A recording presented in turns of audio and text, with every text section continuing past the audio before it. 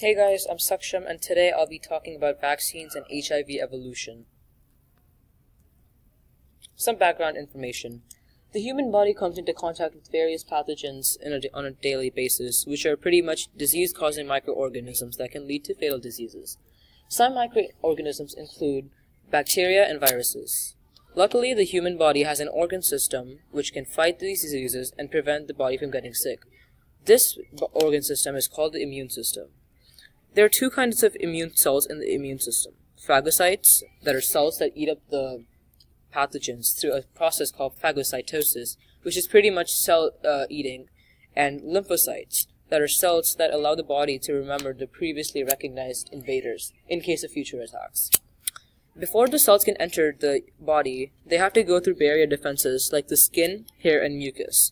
Since mucus and hair and the skin prevent these cells from entering, a lot of these pathogens are stopped on their way there.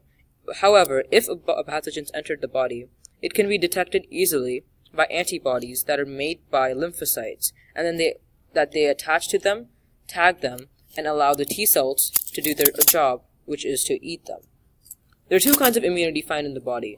There's innate immunity, which is a general and fast defense mechanism, which targets a wide range of pathogenic species.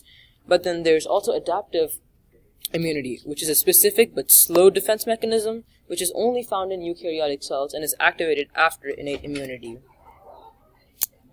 What is a vaccine? A vaccine is a substance that's injected in a person's body to stimulate the non-fatal strands of a disease that allows some antibodies to tag them and make the immune system get used to these kind of diseases in cases of future invasion. History of the vaccine. Edward Jenner, a scientist, first saw a shepherd boy who had cowpox but did not develop smallpox, which was a disease at which point reduced 1/3 of the population of the earth at one point. Later, Jenner injected James Phipps, who had smallpox, the shepherd boy, with a strand of cowpox. Surprisingly, the boy didn't die. This was the beginning of vaccines and vaccinology. Before vaccines were developed, people used to cut themselves open and injected themselves with these diseases which were pretty fatal and had a 50% success rate. But after the development of a vaccine, they were able to fight these diseases and reduce the number of deaths. How do vaccines work? When a vaccine is injected into a body, it releases strands of diseases that are similar to them but are not much less fatal. Antibodies that are produced by lymphocytes can then attach to these pathogens, tag them, and allow the T cells to do their jobs. These antibodies these antibodies tag them, they can memorize these kinds of antigens and work in the future.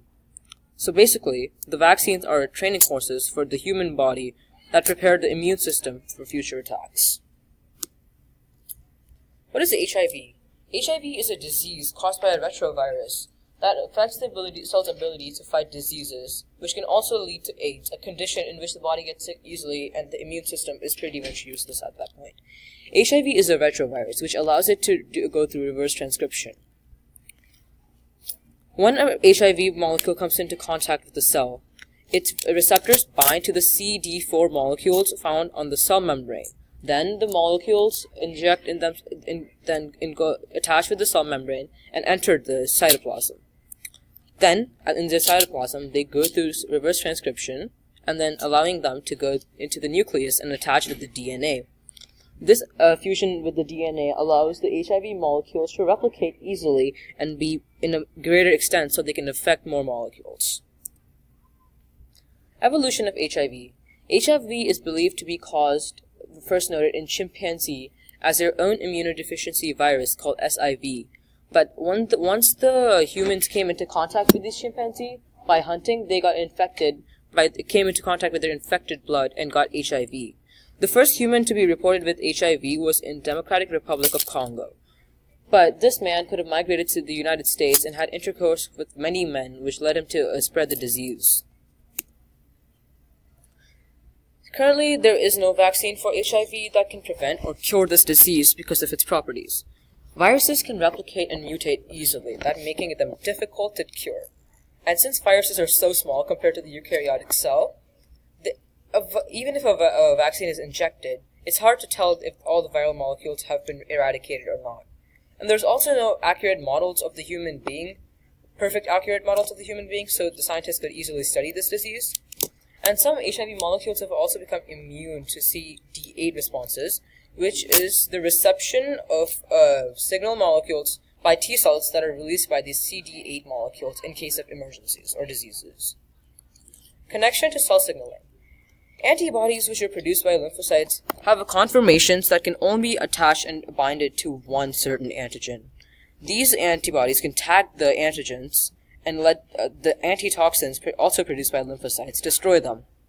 In other words, vaccines release certain antibodies into the body, antigens into the body, which can only be detected by a particular antibody, and which, once activated, will remember this type of antigen in the future, so the immune system can fight this disease easily. Lastly, the HIV virus is hard to treat because it binds to the CD4 molecules on the cell membrane and replicates very easily, and it's simultaneously avoiding the CD8 responses. The CD8 response is a process which involves the reception of signal molecules by T cells that are being sent by the CD8 co-receptor molecules on the cell membrane. In conclusion, antibodies communicate with the antigens found in that are released by the vaccine and help make the body more safe to these diseases. And HIV is a disease that binds with the CD4 molecules on a cell membrane through cell communication and impact these cells. And they also avoid these CD8 molecules, which communicates with T cells through signal molecules. Thank you for watching.